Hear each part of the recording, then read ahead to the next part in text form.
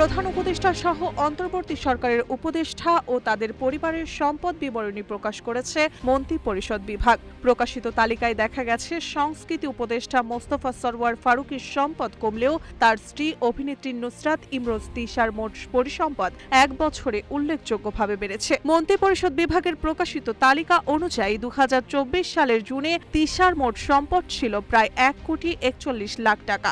1 বছর পর তা বেড়ে দাঁড়িয়েছে প্রায় 2,99,00,000 টাকা। অন্যদিকে ফারুকীর সম্পদ 2,26,00,000 টাকা থেকে 2,15,00,000-এ নেমেছে। সেই হিসেবে ফারুকীর সম্পদ কমেছে আর বেড়েছে তিশার সম্পদ।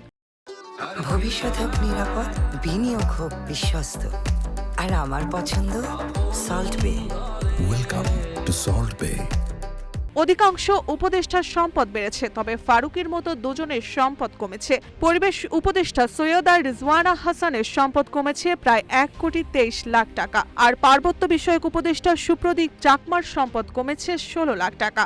সম্পদের এই হিসাব প্রকাশ করা হয়েছে 2024 সালের জুলাই থেকে 2025 সালের জুন পর্যন্ত।